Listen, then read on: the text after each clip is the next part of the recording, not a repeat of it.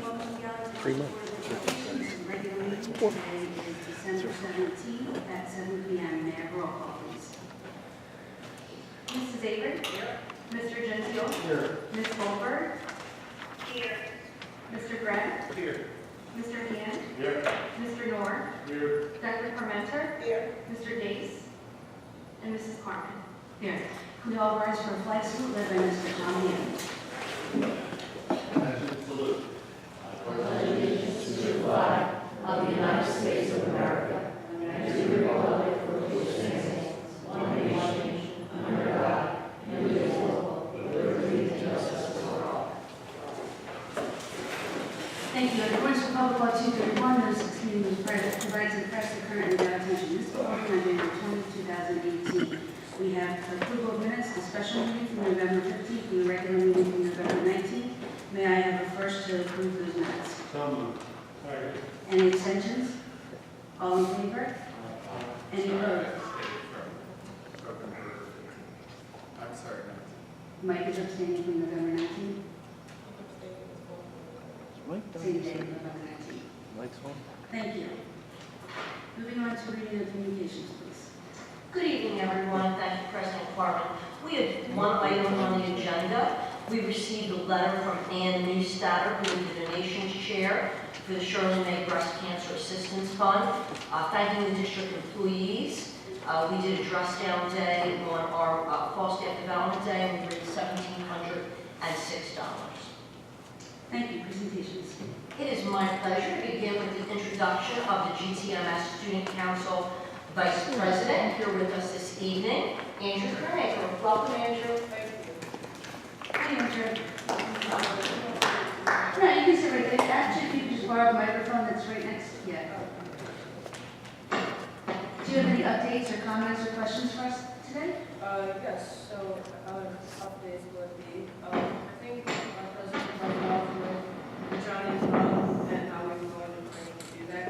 As it turned out, it was a success. We basically just held water with, 4 runners at the time that were doing, direct traffic and direct runners and help people sign in, along with other tasks like just helping the event run smoother.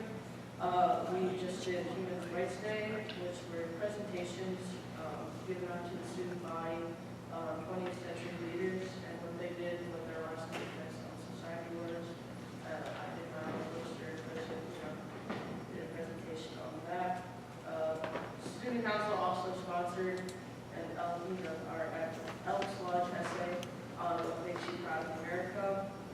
We also received a $500 grant by Rutgers University to go to the State House in Trenton, where we just basically go through and tour the house and see just our body. And we're planning to do a clothing drive in January for those in need of winter attire. So that's all. Very good, Andrew. Thank you. If you have any questions during the meeting, if you can grab Dr. Parmenter, she will get my attention and we'll get an answer, okay? Thank you. Moving on to number 2. Yes, President Carmen, if you will join me at the microphone and ask Mr. Hand to join us as well.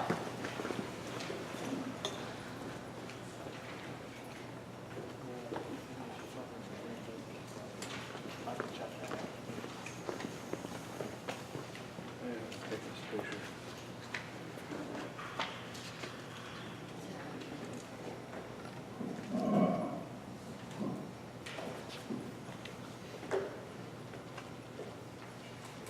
Tom, we're going to do this plaque. And it says, by word and deed, your presence has enriched the lives of students and served as an example to all. To honor your service as a member of the Galloway Township Board of Education, Thomas E. Hand, 2015 through 2018. Thank you very much.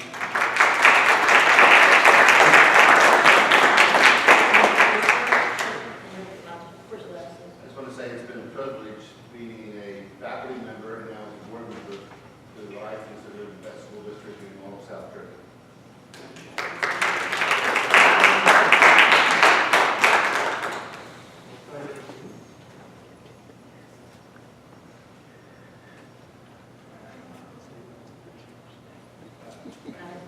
Thank you, Tom.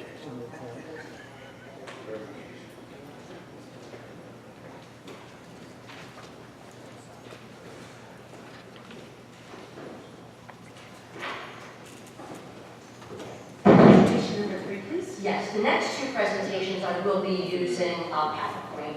So we'll adjust the lights, and any board members that do need to move out of the way of the screen.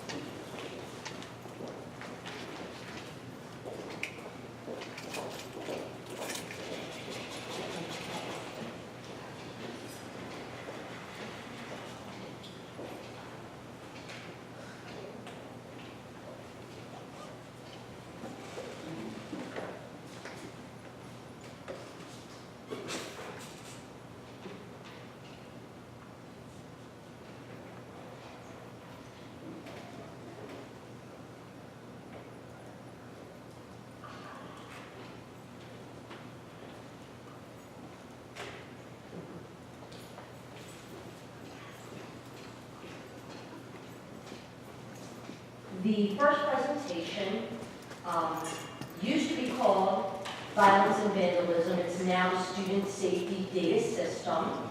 And I want to thank one of our directors, new to the district in August, Mrs. Christine Lepresto, for preparing this presentation.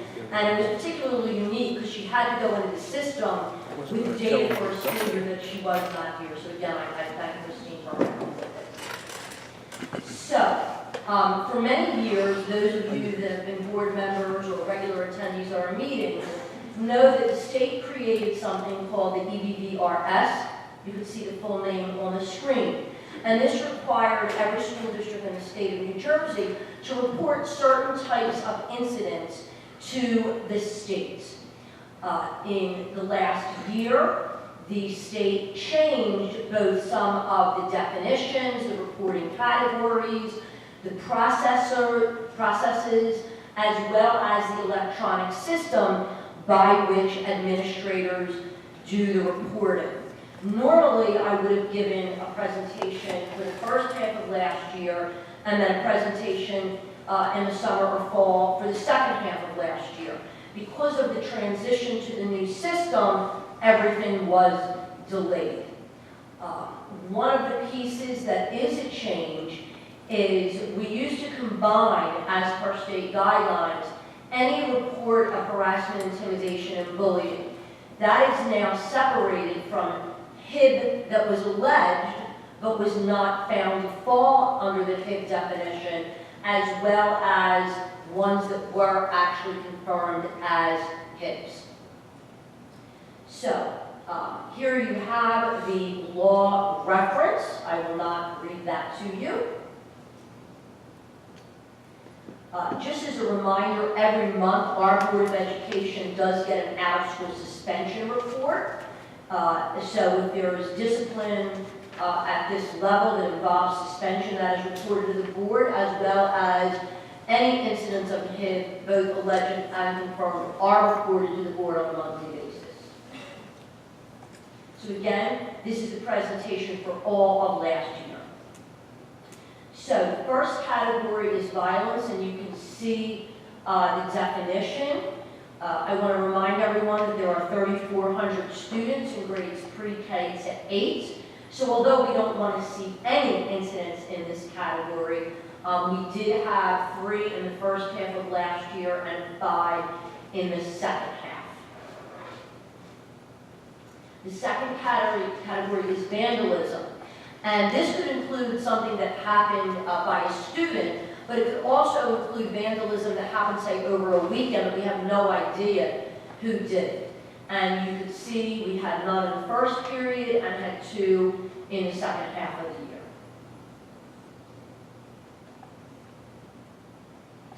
Substance abuse, you can see it hits different categories, be it possession, distribution, suspected and refused an exam. And during last school year, we did not have any of these incidents.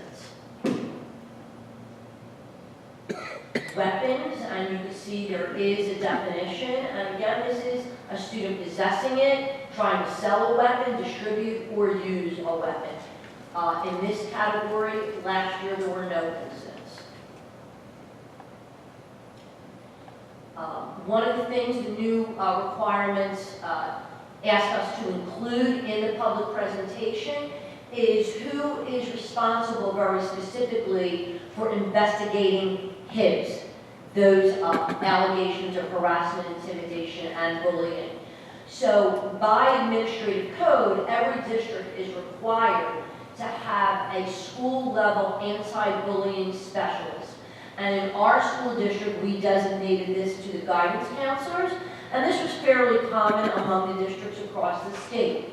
In addition to that, we felt that because HIB, harassment, intimidation, and bullying, could also lead to disciplinary consequences, that we wanted administrators involved as well. So when there is an allegation of HIB, the assistant principal, along with the anti-bullying specialist, again, a school counselor, do the investigation. If you're wondering the principal's involvement, that is also designated in the HIB legislation and the Anti-Bullying Act. The principal is responsible for certain communication with the parent, and after the investigation is done, it gets reported to the principal for review, and the principal can either uphold and agree with what was done or ask for it to be investigated further, look at what, not just consequences, but we do a lot of restorative practices, education of children, especially if it was found to be harassment, intimidation, or bullying. So they get into the HIB incidents. So first you have alleged. So it was found to be HIB, but the board rejected the determination and did not confirm as HIB. We didn't have any of those. Then there's the second piece. It was not found to be HIB, and the board affirmed that. So when you think, I believe there's an agenda on tonight's agenda, accept, reject, or modify the HIB report. So all of ours fall under category 2, 10 in report period 1, and 2 in report period 2. I will also note that sometimes something is asked to be investigated as a HIB by a parent or a student, and it's found not to meet the definition of HIB, but might still be inappropriate behavior. So there still will be disciplinary consequences, intervention, support, whatever is needed to address the students involved. Then we have confirmed. So someone alleged a HIB, it was investigated, and these were found to be HIB by the assistant principal and anti-bullying specialist, and then affirmed by the board. We had 4 in reporting period 1, and as you can see, 15 in reporting period 2. And again, this is a compilation of the entire school district. Then we look at, for each HIB, one of the things you look to do is why did it meet the definition? So what was the nature of it? So if for something to be considered a HIB by the state's definition, it needs to be related to a protected class as defined by the government or some other distinguishing characteristic. So for example, I have on a green jacket, and if the offense happened to me because the person hates the color green, that would be another distinguishing characteristic as opposed to the very clearly defined categories up here. At the same time, if someone verbally or physically did something to me, but it was just because they don't like me or they felt like doing it, but it doesn't meet any one of these, while inappropriate, it does not fit the definition of HIB as per the state of New Jersey. So looking at, we have these incidents, what kinds of things are done?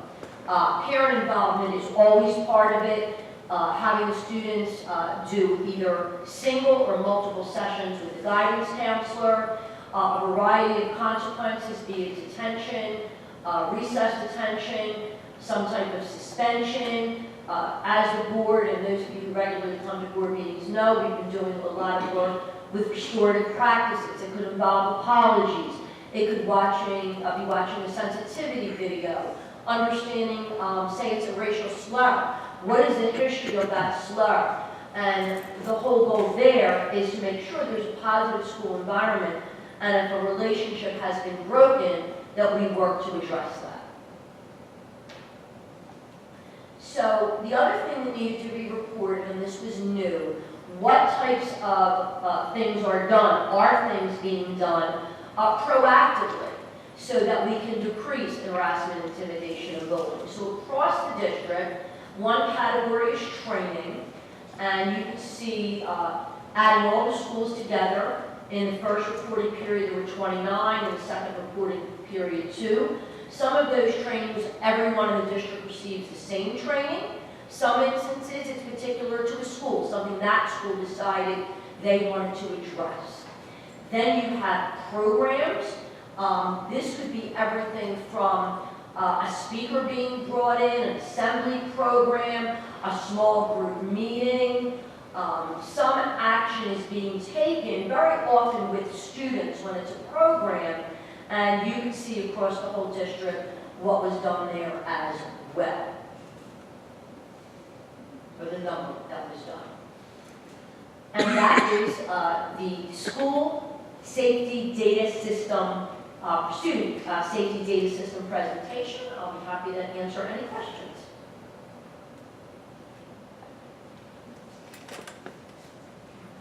I'm going to move to the second presentation.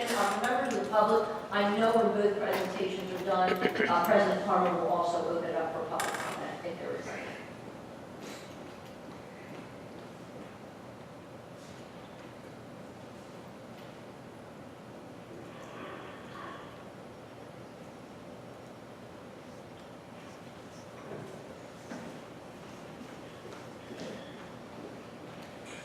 The second presentation is also one that is about a requirement of the Department of Education. And as you may or may not know, every 3 years, school districts undergo some form of monitoring. And for the past probably at least 12 years, it's been known as NJQSAC, and you can see what that means up there on the screen. So to tell you a little bit about NJQSAC, it is a combination of what are known as district performance reviews, a form of a rubric. This is an official required state monitoring. Starting with this school year 18-19, the Department of Education revised both details and indicators, as well as the process of the QSAC monitoring. As I mentioned, it's every 3 years. And just to give you a quick little flavor, get the cursor to go there. The Department of Education provides school districts with a user manual. I promise I'm not going to read the manual to you, but I just want to scroll for a moment to show you the enormity of this monitoring. And it's easier for me to do.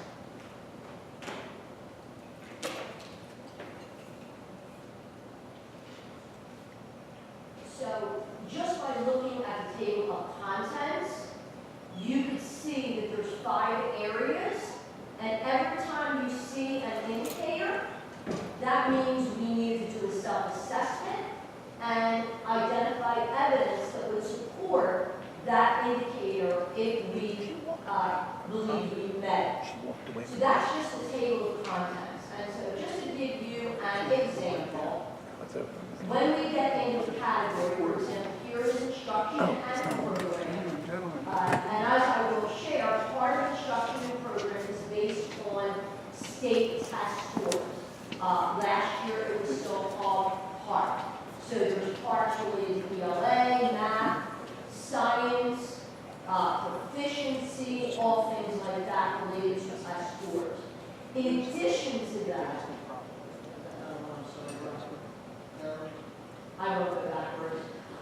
In addition to that, it gets into areas of things that are happening in the district.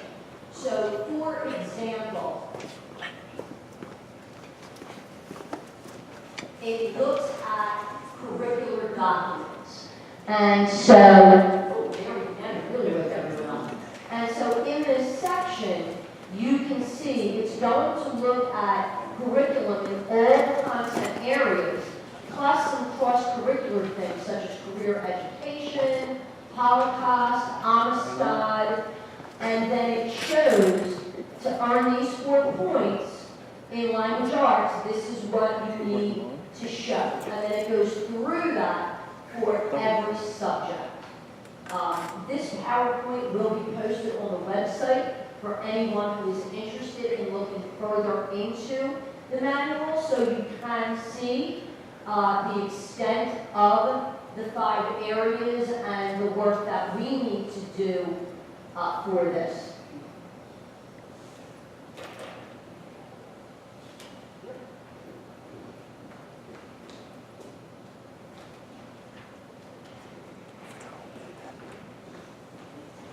So on the right, you can see the 5 areas: instruction and program, fiscal, operations.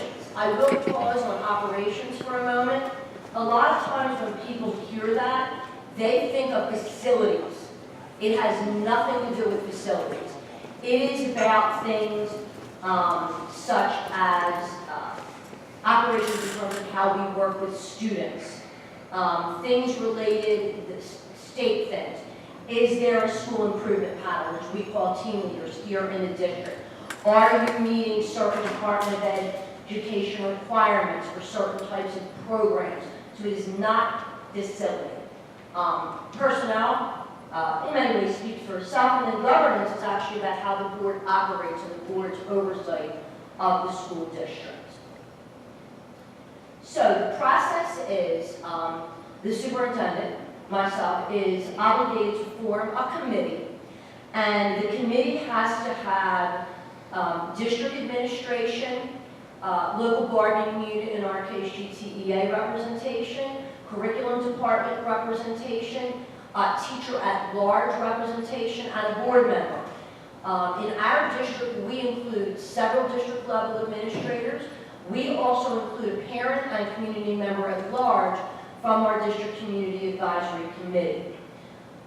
With the entire committee, we learn about the whole process. We do an overview of the DPRs. The administrators involved, there are leads for each area. They work to compile the evidence. They look at that handbook, they look at the DPRs, and they go through each indicator saying, what evidence do we have to support this? Then, for each of those 5 areas, a subcommittee meets. The administrator is at the lead and other members of that committee. For example, Mr. Gruffy and I work together for governance and personnel. Mrs. Junker joined us on the personnel committee. Mrs. Goldberg, a board member who's with us by phone this evening, was on the governance committee. Then the entire committee comes back together. Each subcommittee reports out about its DPR evidence, and then as a committee of the whole, we determine for the self-assessment, are we awarding ourselves the points? In addition to that, there is a facilities checklist for every school. Mr. Rossetti, our facilities manager, does walkthroughs of the schools and has to complete these checklists, and they get submitted as well. That is the process prior to submission. For your information, here are on the left who the leads were. As I mentioned, Mr. Gruffy and I did personnel and governance. Mr. Hinman and Mrs. Napoli did instruction and program. Ms. Lepresto did operations. Ms. Nixon, of course, did fiscal, and Mr. Rossetti worked on the facilities checklist. You can then see the other folks. You can see Dr. Baldwin, our Director of Special Ed, as I mentioned, Ms. Goldberg, Mrs. Junker. We also had a parent who actually went through the school district, who's a member of our advisory committee. Mrs. Manzo, who's a teacher at Reed's, our assistant to the school business administrator. Mrs. Ravel, who's also a member of the advisory team. And then Mr. Zimmerman, our GTEA president, were all involved. So here are our results. As you can see, in instruction and program, we did not do as well as the other areas. And there is a very basic explanation for that. That is based on last year's park results, and it was not our strongest test year. In addition to that, one of the major changes the DOE made was of the 100 points, 60 of them came from test scores, and 40 of them came from all the extensive curriculum work, lesson planning, pacing guides, instructional practices, specialized programs. Because of that reverse, we missed the high-performing score of 80 by 1. Mrs. Napoli, who is one of our spreadsheet experts, she calculated our scores had it been either 2017 results or had they left 40 points for test scores and 60. Had it been the reverse, we would have met or exceeded the 80. However, these are the rules this year, and that is our score. In all of the other areas, the committee felt that the evidence was present to say that every indicator was met. And I will say in instruction and program, all of the non-test score indicators were met. So what happens next? There is a resolution on the agenda. The board has to approve submission of the results. Tomorrow, I am required to submit the DPRs themselves. There is a sign-off page by all the committee members. I also need President Carmen to sign that. And then there's a general sign-off sheet that Mrs. Carmen and I do. Those 3 documents get uploaded tomorrow. In addition to that, and this is one of the new things this year, rather than the DOE viewing everything on site, there are files of evidence that we have to upload and submit to the Department of Ed, in addition to giving the Department of Ed directions for how to do things like access our board policies via our district website. In January, there will be 2 on-site visits. One visit will be done by the Executive County Business Administrator for fiscal and facilities, and then other members of the Atlantic County Office of Education will come on a different day for the review of the other areas. The county either affirms our self-assessment or they can change it. They then report that to the state-level Department of Education, and then we wait for final results and confirmation from the state, usually something signed and approved by the Commissioner of Education.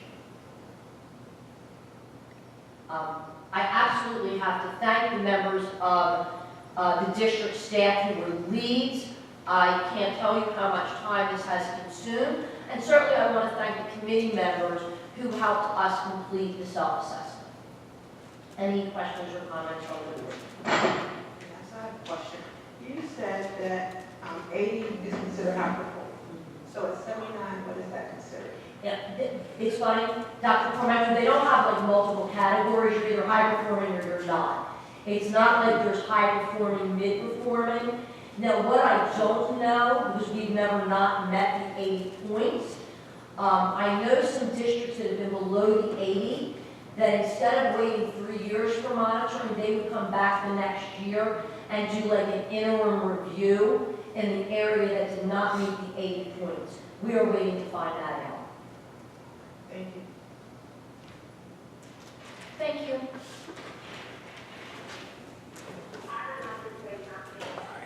Hold on one second, Brad. Hold on one second.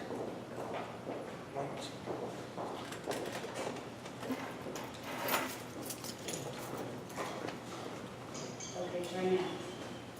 Okay, this is firsthand, the comprehensive preparation, which is time consuming, requires certain coordination for the review.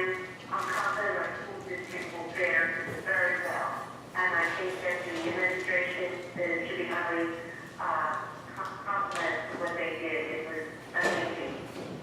And a lot of work. Thank you, Mrs. Goldberg. Thank you. Is there any public comment on either of those 2 presentations at this time? Moving on to superintendent's report. Thank you. The first item, I'll turn it over to Mrs. Halpern.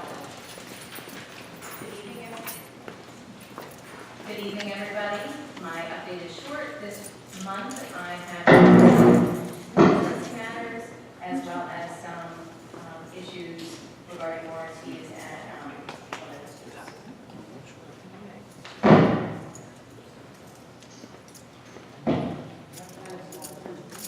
Thank you. Attached to the board is the out-of-school suspension report for November 2018. Additionally, there is a HIB report for the period from November 15th through December 12th, 2018. Number 4 is a resolution, and this is the accept, modify, or reject the HIB report that was presented at the November 19th meeting. And then finally, number 5 is a resolution to approve submission of the CUSAC District Performance Review Self-Assessment as presented. Thank you. Can I have a motion? Can I have a motion to approve item number 4, which is to accept the harassment intimidation bullying report, and a motion for number 5 to approve the submission of the President Cusack. So moved. Second. Thank you. Is there any board comment? Is there any public comment? May I have roll call, please? Mr. Hand? Yes. Mr. Gentile? Yes. Mrs. Avery? Yes. Ms. Goldberg? yes, Mr. Grimm? Yes. Mr. Noor? Yes. Dr. Parmenter? Yes. Vice President Dace? Yes. And President Carmen? Yes, curriculum instruction, please. Thank you. On this particular agenda, we have items to approve partnership with the Outpost for School Outreach Program. As our student council vice president mentioned, we have a State House Express Award grant, and between the application and today, we found that they already got the grant. We have Roland Rogers Chorus to visit Spring Village, middle school Ursa students to attend a leadership institute, middle school students to participate in a Special Olympics Unite Unified Game Day, the Math Counts team to attend the Math Counts regional competition. We have Stockton students for internships or other field work, a psychology student, as well as teachers. You also see home instruction for a variety of students where you have the ID, the school, and the reason for the home instruction. Thank you. Can I have a motion to approve items number 1 through 9 under curriculum instruction, please? So moved. Second. Is there any board comment? Is there any public comment? May I have roll call, please? Mr. Gentile? Yes. Mr. Hand? Yes. Mrs. Avery? Yes. Ms. Goldberg? yes, Mr. Grimm? Yes. Mr. Noor? Yes. Dr. Parmenter? Yes. Vice President Dace? Yes. And President Carmen? Yes. Finance and school operations, please. Mr. Noor, do you have an update? President, we reviewed the December bill list. What questions there were answered. The financial reports are in order. Everything balances and cash equals to cash. We talked about the audit, which has been delayed by the state because they haven't submitted the section 78 or something 78. Casualty 78, thank you. So we still have to do an awesome without a final audit report. How it works these days. We also talked about the technology contracts updates. We're considering an additional substitute teacher rate for teachers that have taught and we can hire as a substitute. That's still to be determined, including research. We talked about preschool grant status and our favorite topic, student lunch day. Thank you. Thanks, Jim. Do you have anything? Moving on to number 1, please. Thank you. Items 1 through 7 are to approve the November 2018 financial reports and the December 2018 bills list. Resolution 8 is to approve the after-school program at Miller Preschool beginning December 3rd, 2018 through June 30th, 2019. Resolution 9 is to approve a $1,000 donation towards outstanding food service balances from Lexus of Atlantic City. Resolution 10 is to extend the architect of record contract for 3 more months from January 2019 through March 2019 with Freytech, Vice Hopkins and Duthie PC Architects. Resolution 11 and 12 are to approve staff that are current staff to be paid out of federal grant funds. Resolution 13, 14, 15, and 16 are to approve submission and acceptance of small grants through various organizations to our schools. Resolution 17 is to approve authorizing and awarding non-fair and open contracts to anyone that we have a contract with this school year that exceeds $17,500. Resolution 18 is to approve the following emergent contracts. Prior county office approval has already been granted for the 2 contracts listed. Resolution 19 is to approve the following out-of-district placements, and Resolution 20 is to approve tuition receivable students. Resolution 21 and 22 are to approve non-public supplemental instruction through non-public funds and home instruction for this school year through the account listed. Resolution 23 is to approve the joint transportation agreement with the Landing County Special Services School District for the 18-19 school year. Thank you. Can I have a motion to approve items number 1 through 23 under finance and school operations, please? So moved. Second. Any board comment? I have a question on item number 12. These people are going to be paid through pay. Well, what is pay? Preschool education grant. Thank you. Any other questions? Any public comment? May I have roll call, please? Yes, Mr. Hand, Yes. Mr. Gentile, Yes. Mrs. Avery, Yes. Ms. Goldberg, yes, Mr. Greb, Yes. Mr. Noor, Yes. Dr. Parmenter, Yes. Vice President Dace, Yes. and President Carmen. Yes. There's no facilities and maintenance, and moving on to community use of school facilities. Thank you. We just have one item this evening for Atlantic Youth Soccer to use the cafeteria. Can I have a motion to approve item number 1 under community use of school facilities? So moved. Okay. Is there any board comment? Any public comment? May I have roll call, please? Mr. Gentile, Yes. Dr. Parmenter, Yes. Mrs. Avery, Yes. Ms. Goldberg, yes, Mr. Greb, Yes. Mr. Hand, Yes. Mr. Noor, Yes. Vice President Dace, Yes. and President Carmen. Yes, moving on to personnel. Thank you. For retirees, although I don't normally read verbatim, I do when we have a staff member retiring.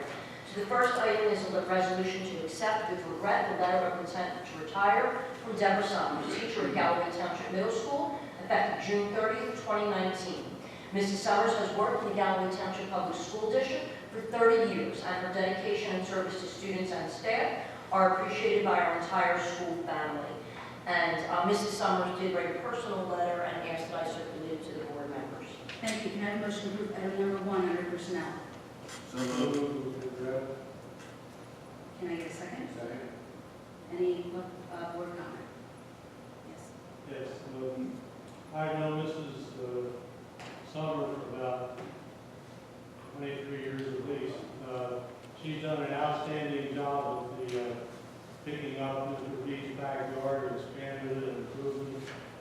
She helps our kids and the students in the science fair. She's always done well on that, and it's a big loss, but I wish her well. Thank you. Any other board comment? John said it all.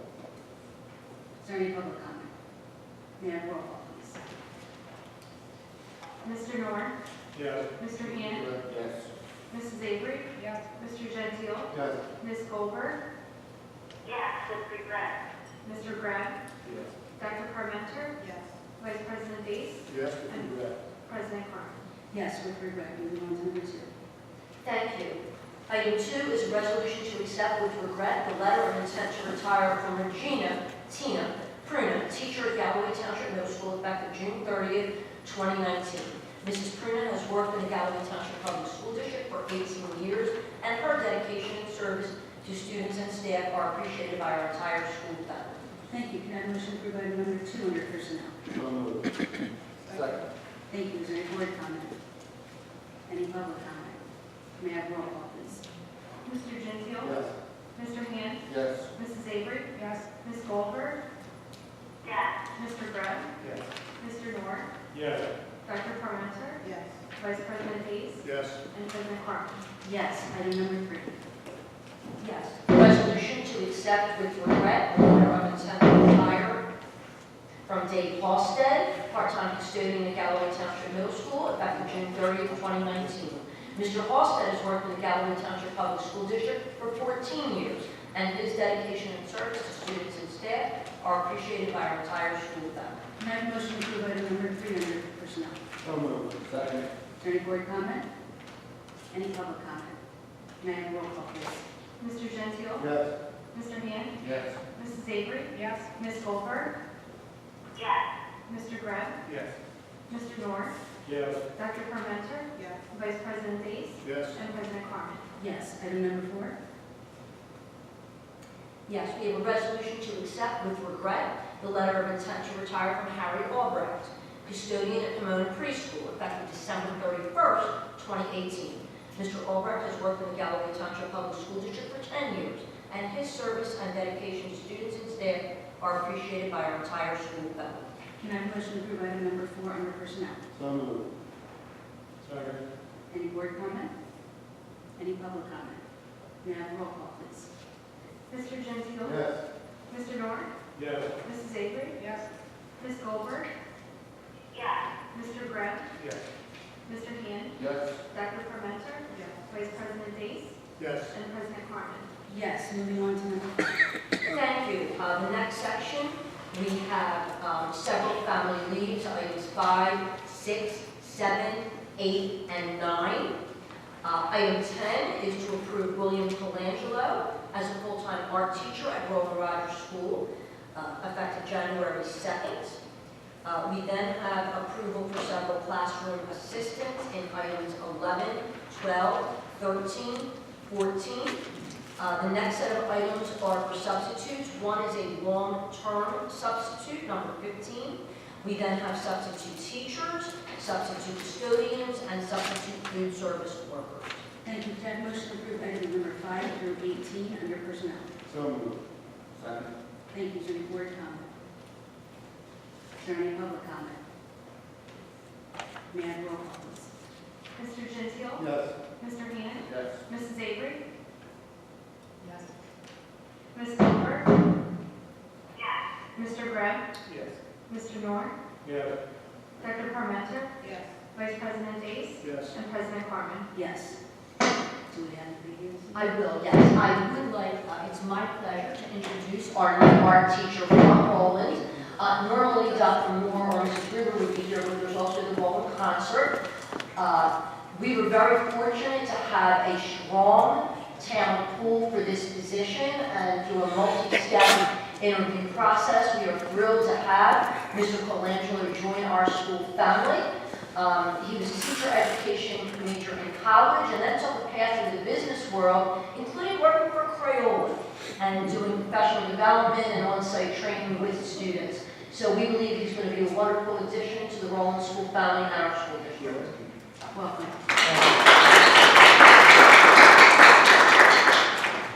Thank you. Supplemental personnel, please. Yes, we have one supplemental position at the middle school for co-curricular activities. Then using Title I accounts, we have the middle school STEAM Family Math Night. And then one of our educational interpreters to provide American Sign Language for enrichment and training. Thank you. Can I have a motion to approve items 1 through 3 under supplemental personnel? So moved. Second. second, Thank you. Is there any board comment? Any public comment? May I have a roll call, please? Mr. Gentile? Yes. Mr. Nord? Yes. Mrs. Avery? Yes. Ms. Goldberg? yes, Mr. Greb? Mr. Hand? Yes. Dr. Parmenter? Yes. Vice President Dace? Yes. And President Carmen. Yes. Moving on to policy. The agenda actually should say a report will be given by Mr. Gentile, chairperson. Mr. Gentile. The first policy out is the second reading, we talked about that last time, it's a minor adjustment to the agenda preparation policy, setting forth the timeline by which posting on agenda items be submitted to the president and the superintendent. The next three policies, the first readings, the domestic violence policy is mandated by statute, which statute came into effect after the May of this year, and it is a mechanism by which to offer staff members who are victims of domestic violence to support the secretary policy and mandated by additional statutory schemes. everyone to take a look at and what it does. Coincide with the bid stuff that we heard about tonight. It is listed under a staff policy, which really deals with a staff needs to respond to these sort of issues. And finally, the third policy has to do with physical restraints, and essentially that is simply tracking two sections of the statute that deal with these issues for not only public schools, but also big schools and stuff like that. So I would urge everybody to be familiar with all of them, particularly the domestic violence and gender identity are issues that are posed in the school. And that's all. Thank you. Anyone else on policy? No? So are we just adopting the number one? You need one.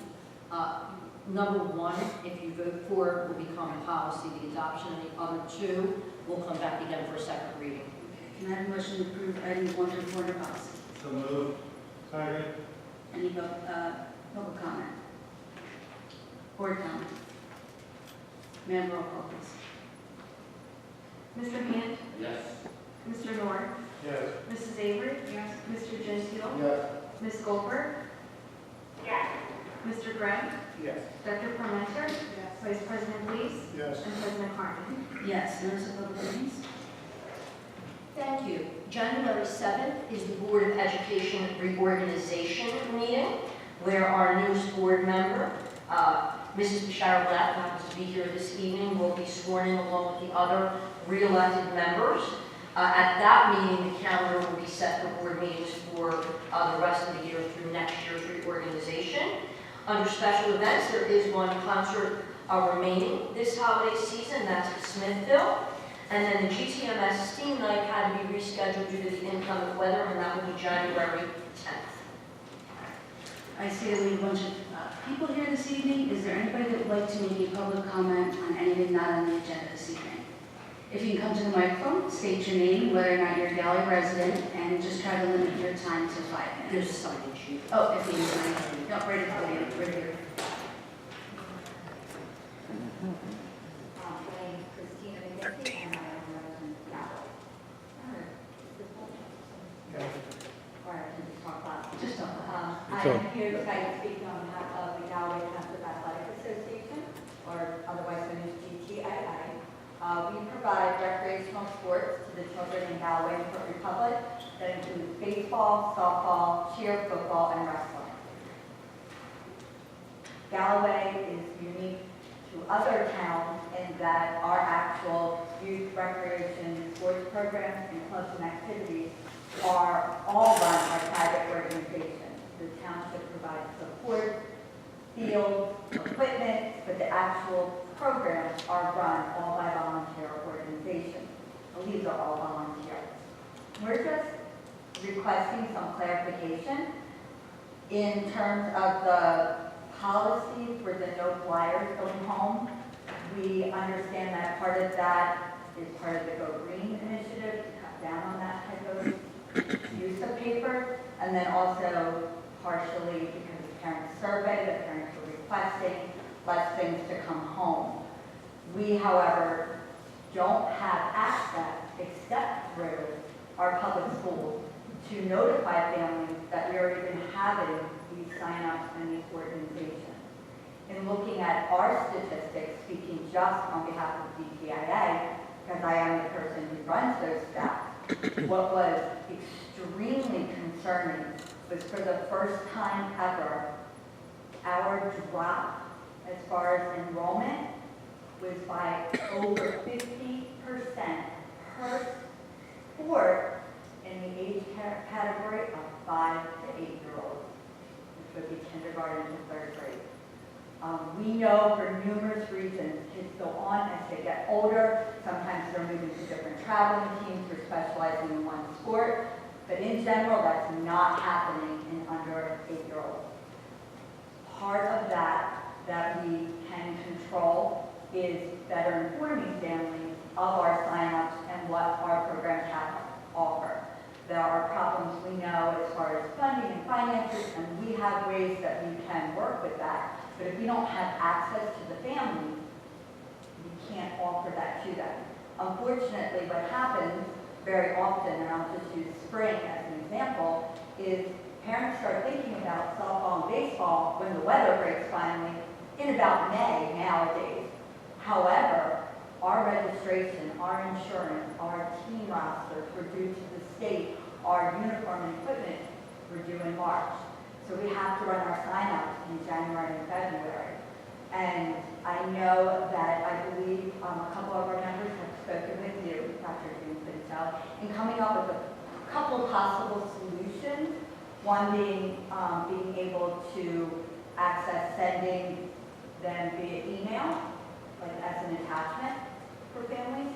As I said, we recognize that asking for just an exception for our registrations isn't going to work. And I know of GTAA, PAL, Renegade, Warriors, Galloway United, Boy Scouts, all the private teams, that it would be cumbersome and maybe against policy to let us all constantly be sending these registrations. So the email system would be wonderful if we can do that, access the school database for that. But then also, as recently as 3 years ago, Community Services would put together a pamphlet that came out 3 times a year. It was a color pamphlet that listed basically, in the next 4 months, here's all the community things for your kids. And wondering if that particular packet, if we could go back to doing that, could that be considered an important document that actually is physically sent home? I know as a mom, I'm tired very often, and it's easy to delete the emails of things my kids didn't see. But when they come home with the paper, you know, they want it a little bit more. And then you can really see in their eyes which activities and which sports they want to do. I also personally, in my professional life, I am a pediatric speech pathologist. And I know tremendously about the research that is showing the negative effects of screen time, the rise of various different disabilities, including autism spectrum disorders, ADHD, different addictions that children are born with, that they need more socialization, they need more energy outlets. And we do have numerous programs in the township that are ready to provide that, but we can't get the kids there without their help. Can I ask you a question? When you said about 3 years ago, and I'm very familiar with that packet because my kids were that age at that time, nobody's doing that anymore? Community Services stopped doing it, or? That's correct. Why is that? I can't tell you, I know that there was a significant staff change at Community Services. I feel pretty confident that if we could get a approval that all that work wouldn't be for naught, that we could request that again happen through Community Service, or our organizations could work together to create it on our end and then have it mass produced and delivered. I think what would be important from the board's standpoint, and listening to the parents and the Go Green and not having 50,000 papers come home, it would be important for me to make sure that somebody is getting all of those organizations together. Not just GTA functions or not just PAL functions. Somebody would have to coordinate, and it wouldn't be at the school level, and it seems like at the community service levels where it should lie. If we could get somebody to do that community service and then commit to, twice a year or 3 times a year sending this packet home, I don't think that that's extraordinary, and I don't think that that would necessarily be an issue. Obviously, I don't know the exact verbiage of the policy, and I'd have to review that, but if it's not breaking our board policy. This isn't policy. I can explain what we are doing. I have spoken to several people about this, and I want to make sure everyone understands what happened. First of all, Galloway is a school district that, as long as it's a nonprofit organization, we communicate things that have nothing to do directly with the school district out to families. A lot of school districts do not do it at all. But our mindset, and I've worked here for 25 years, has always been the schools and the communities have to work together. So I was informally hearing feedback that what is known in the elementary world in particular as the Thursday folder was becoming inundated because of the number of groups that were asking for flyers to be reviewed. And the process is, it gets sent to my office, I look at it, as long as it's nonprofit, I would initial it, the group would then provide the flyers. So some of you are familiar with the fact that we have a district community advisory committee. It has staff members, parents, and community members on it. In creating one of the surveys last year, one of the pieces of the survey was about communication. And there were questions about school notices, there were questions about the Thursday folder.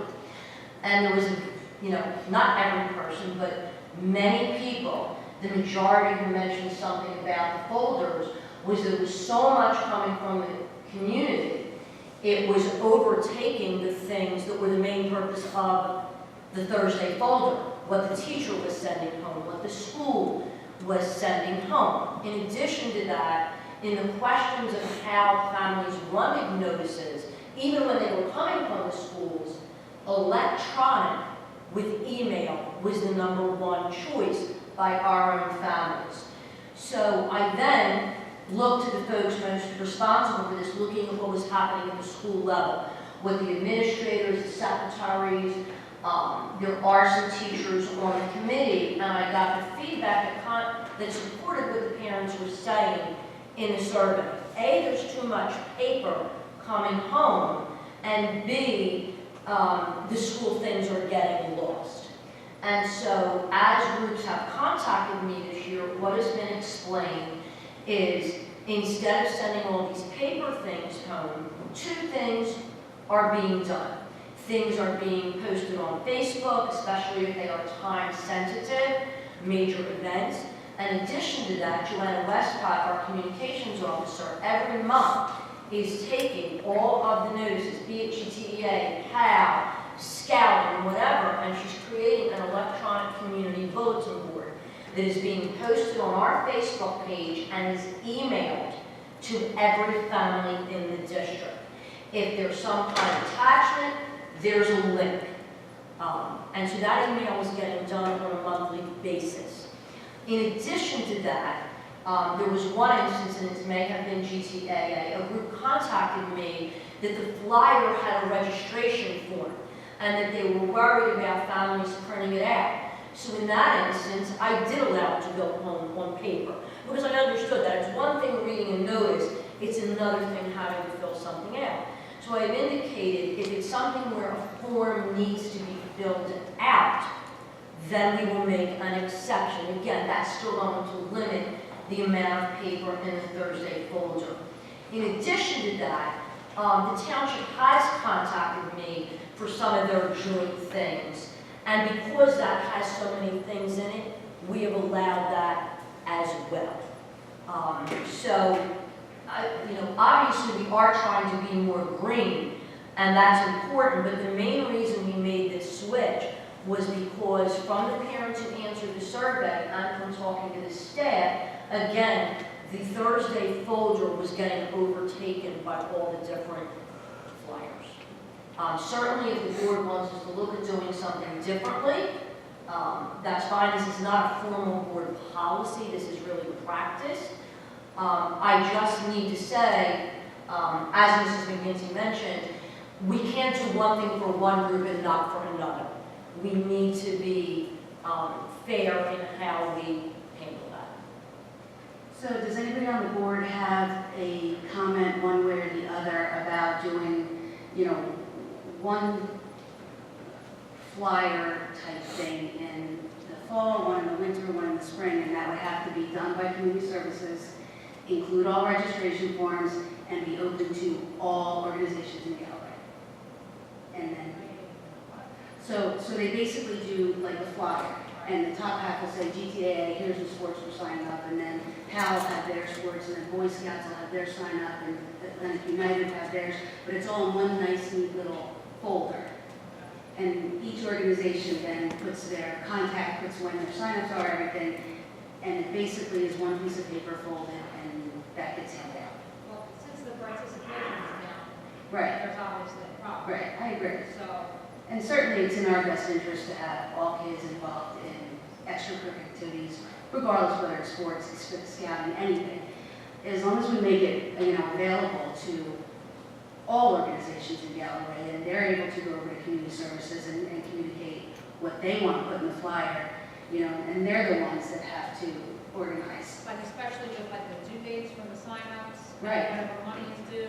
Well, I think what probably would come out is, the flyer needs to be handed to the schools by, I don't know, let's say September 10th for distribution September 20th. So anything you want between September 20th and the next date, and pick a date, and let's just say January 1st. So anything that happens between the 2 dates, you have to have in for that September flyer. There's no, oh, I forgot, we can't go back to, well, this or that. And I know that I could tell that might be a little bit difficult to administer, but I don't know what else So do we to have to offer. communicate all that information to all the groups, like how would they get, like you're aware? I can tell you how it used to happen in community services, because all of our organizations fall under their support. We have to supply them with our board list, our contact. Whoever community services is in charge of that piece of it, I can guess somebody's name, but I'm not completely but everything, would then send an email, just as you were saying, President Carmen, saying, you have from January 1st through 14th to get me any information, any events that you have going on from January 14th through May 1st. You send me info in, we put it together, just like you said, in a block, you get it printed, then, sometime in April, we'll do the same email. Any information you would like us to pass to the schools, that's going to happen between May and September. And that's also where even community services would put in their nights in the park, their, food truck, so all of those things that families just may not be aware of. So does that office, does it exist? It does exist, and it is fully staffed again. Well then, there you go. But, yeah, I think before, for myself, before I felt comfortable calling and asking them to do this again, we did have sort of an unpleasant misunderstanding with our wrestling commissioner, who not only did flyers, then printed up 100 of them, sorted them into 25, so went to the public schools to deliver them, and was turned away, saying, we're not allowed to do that. So before all of us put in to request for that to happen again, I wanted to make sure that if it happened, could it actually be sent? I think the consensus seems to be, as long as it's one document, once every 3 or 4 months, done by community service, we don't want the responsibility of contacting every organization to make sure that the information is in. We need to educate our kids.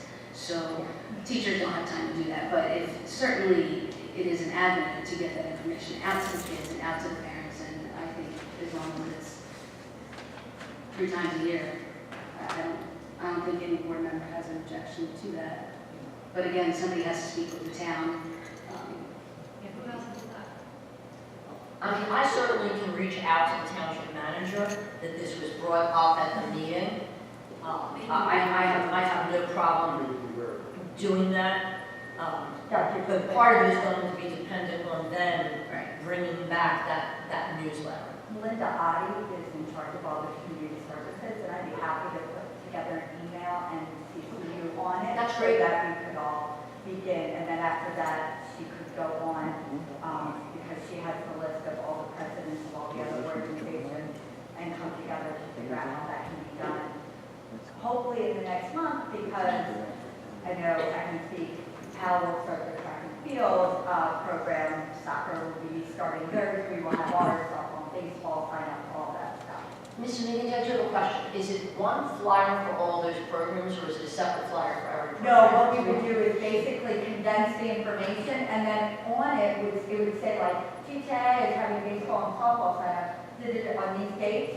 Here's our website, and here's our Facebook, so that they can join that. I'm asking, in the past, I think it's been Correct, separate it ones. was, right.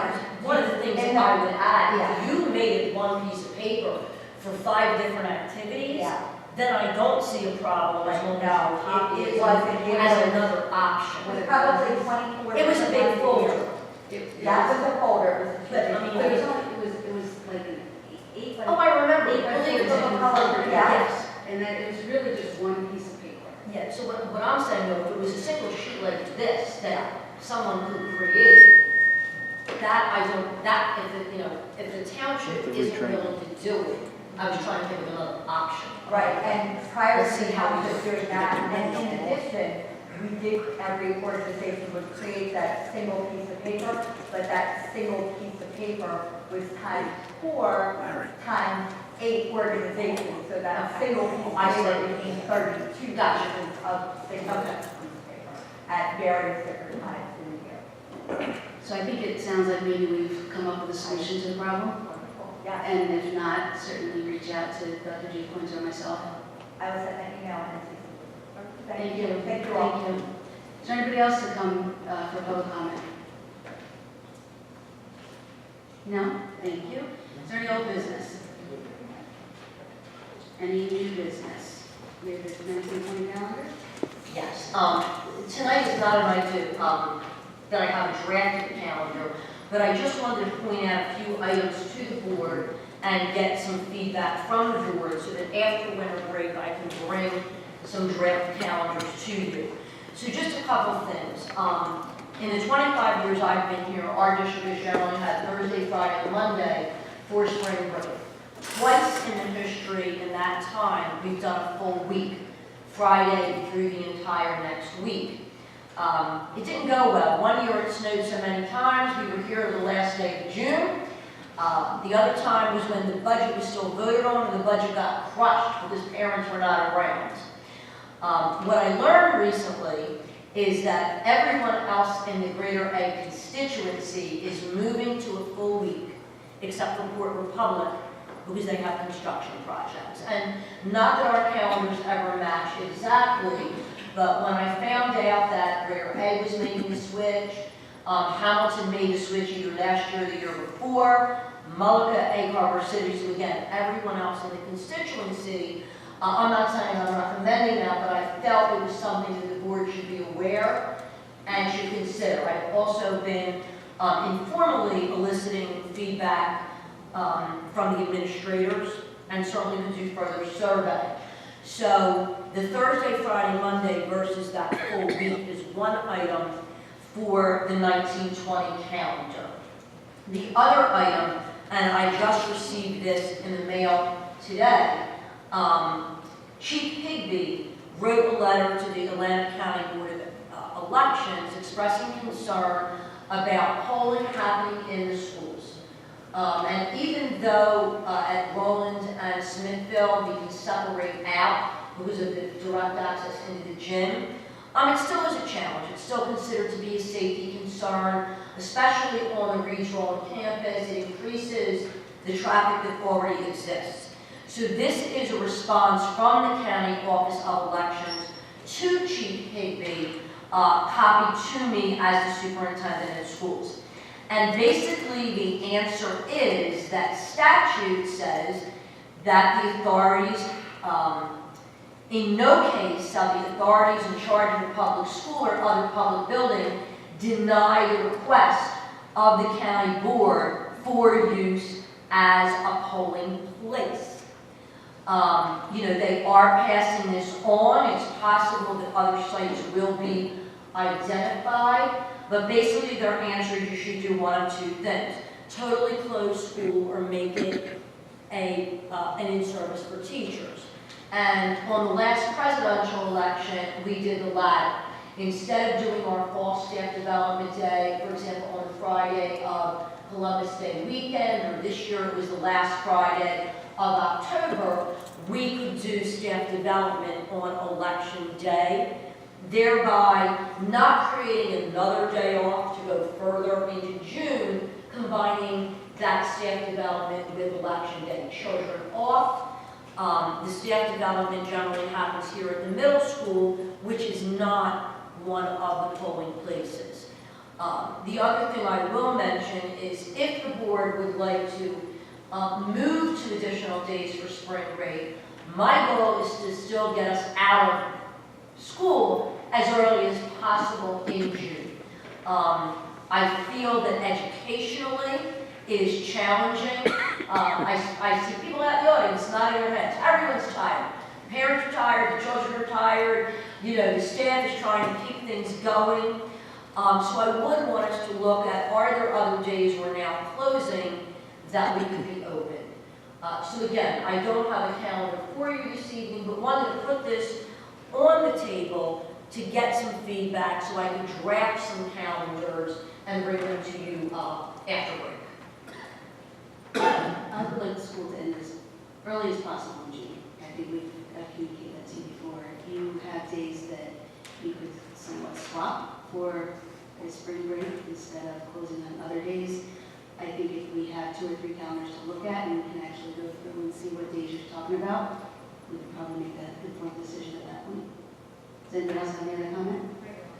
I mean, I looked at that calendar from Gregory, and I noticed that Good Friday, that they weren't closed Monday, Tuesday, Wednesday, Thursday, they were closed Friday, and then the whole additional week, instead of building those 5 days along with the day that you already have off. And the last day of school is June 19th. Oh, boy. Would it be several snow days? And That's barring any, weather-related issues. And Mrs. Avery, I will say, I am not a fan of June 19th, and that's why I want to look at now. One of the things that Greater Egg does is they build in 5 inclement weather days, and if there is no inclement weather, they still take off. If there is inclement weather, they remove that day, because their goal is to not move graduation. Which I understand. So, but I am not looking for June 19th, I can assure you of that. Yes. I just think it's important if you have all the constituent districts closing to the consideration of families when there's high school children and then having children in lower grades there. It really starts some consternation of do we miss school or there, and why I understand you don't want to go late in the year. I think if everyone else is going to take those 5 days off, that we should align ourselves with that and then go back and figure out how we can do it so we don't have to be. I think it's important to think about how it's going to impact the families. And I can say it's not going to be voting on it, but I think it's important to take that into consideration. I agree with Mr. Hand. I believe we should go with the Good Friday and the week for spring break. I think it's really not going to take that many more days out of the school year when you look at it in this totality, because we could move other days or delete some other days. But I think the week would be good, and I think it would be good for families, and it would be good for students who know kids in other districts are out for a week. So I think it would be good for morale. And also, I'm talking about the voting, closing the school. I think that we should close the school and have in-service for the teachers for Election Day for 2019 and 2020. I think we should totally close the school, only because elections now are getting to be so politicized and dangerous. That's my opinion. And that, the only day I do not want to remove from the school calendar, as I've expressed many times over the years, is Veterans Day. That way at least the children know that Veterans Day is all about. So please keep that day off. And Mr. Days, I do hear that. I will tell you, most districts open on Veterans Day, and that's the day they bring the veterans in. I mean, what we do here in Galloway is we close on Veterans Day, but 3 days prior to Veterans Day, everybody's doing Veterans Day programs. So I absolutely hear you. I do think, I've talked to veterans about this. They have no problem with us opening school on Veterans Day as long as there are Veterans Day activities. A couple days before, we had attended for years. So to my original point, we have 2 or 3 different Absolutely. calendars to look at with the different days, and we can make a decision at that point. Absolutely. Thank you. Any other comments on that? I just want to say that this Greater Egg, do they, when they're formulating their calendar, are all the superintendents, in discussion, or is it just dictated by one district and everybody else has to follow along? Nothing is dictated. Greater Egg tends to do their calendar earliest. So when they do their calendar, they send it to the rest of us. So what happened when Mr. Keenan sent the constituent superintendents their draft calendar for next year, which has now been approved by their board, other superintendents emailed, oh, by the way, I'm also doing a full spring break. It was nothing about being dictated, it's just a decision. And I think what you've seen is there's a different superintendent in Hamilton, there's a different superintendent in Malden. So it's very possible that as superintendents have changed in some of these districts, they've either heard from their staff or their parents. And so I cannot say that Greater Egg has dictated anything. It's more people have decided this is the way we want to go. Is there an issue if buses run for us and not for them, like within the consortium? Is that a financial? Buses were not mentioned, and I want to put this on the record. I was not asked by Greater Egg to bring this to the table, but when I watched it happening in the constituency, I felt I would be irresponsible if I did not let the board know.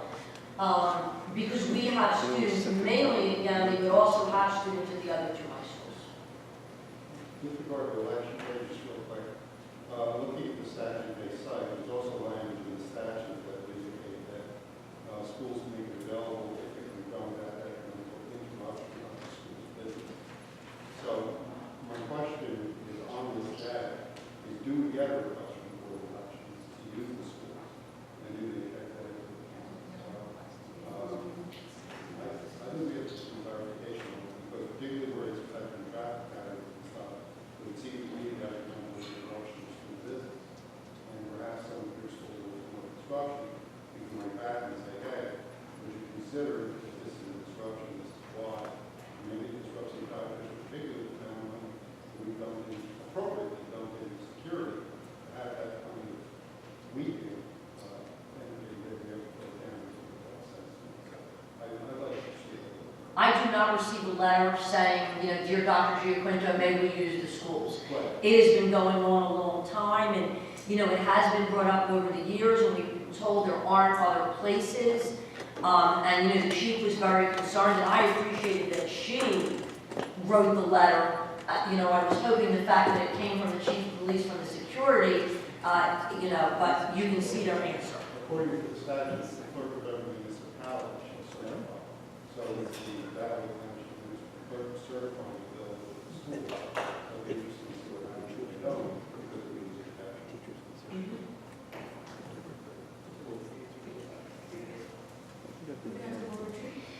Yes, as I put in the bulletin, there have been some different thoughts about the board retreat. Making some changes in the format, and who attends, in the timing. So one or two people contacted me or emailed Heather, but also wanted to see if any board members wanted to give feedback. I think the general feedback that we've gotten was a few people would like to keep it the same. More than a few people would like to have it in Galloway at the schools and then perhaps go to dinner afterwards, so maybe start at 4 o'clock on Friday afternoon, go till 7 o'clock, everybody goes dinner, and then if need be, reconvene the following morning back at the schools. If not, then we wouldn't. Mid-February dates were given out, but nothing's been decided, nothing's been formalized yet. So we're going to do that soon. Whoever hasn't come back to Dr. Giaquinto, if they could by weekend, that would be good. Okay. We have executive session this evening? We don't have executive? Oh, we definitely have executive, I'm sorry, yes. We have two for executive, those listed.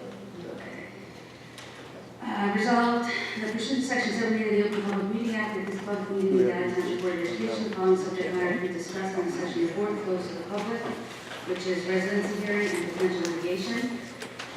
It is presently anticipated that the items mentioned in this resolution can and will be disclosed to the public as soon as possible according to the circumstances. Action may or may not be taken. May I have a motion to close public session and go into open session? So moved. Second.